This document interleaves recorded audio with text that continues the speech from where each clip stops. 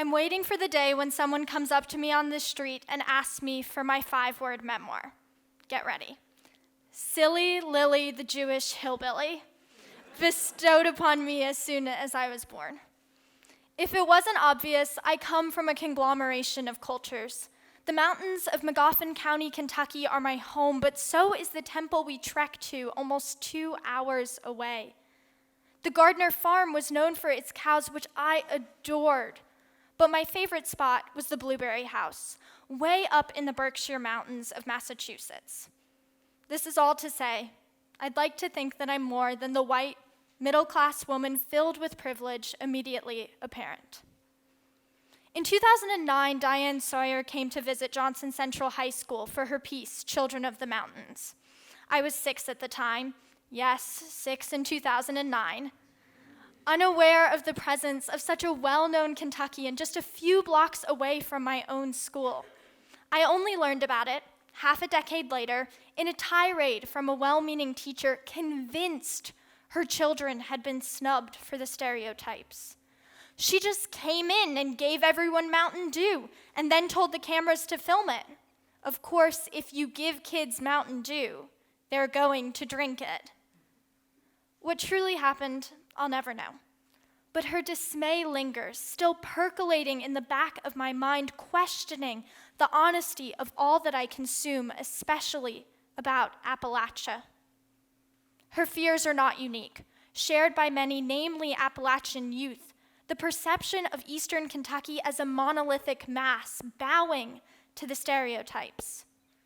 I do not claim to represent a typical Appalachian, but neither can the illustration of a Mountain Dew drinking hillbilly. We have no single story, yet there seems to be the continued proliferation of one. My entire generation is plagued by these stereotypes. Of course, we can't communicate due to our widespread phone addiction. We've ruined everyday things, poetry, eating meat, the color pink, just to name a few. But most discouragingly, we're a generation filled with ignorance and apathy. Yet here I stand before you, a proud member of an era I believe is filled with unprecedented compassion, tolerance, and ambition. We're the generation of March for Our Lives, of hundreds protesting for the salvation of our climate, and of education activists. That doesn't sound like a generation of apathy to me.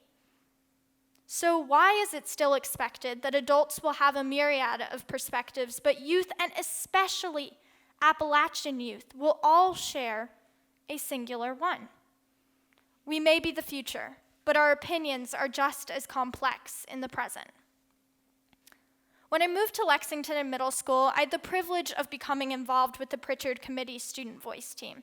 And as part of our work to integrate student perspectives into the education conversation, we audit high schools across the state to better understand their climate and culture. So, my freshman year of high school, I returned to Magoffin County to interview students.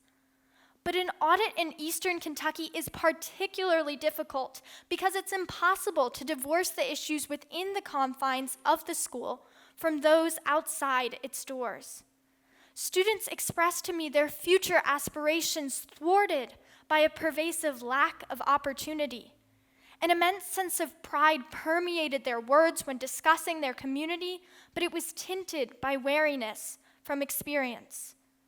The marks of generational poverty, of the flight of fossil fuels, and of an opioid epidemic were impossible to ignore.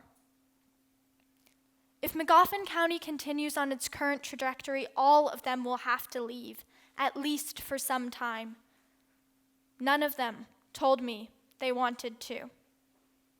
You see, the extraction of natural resources is concurrent with the extraction of opportunity and the proliferation of poverty. But that is not an unfamiliar story to any of us in this room.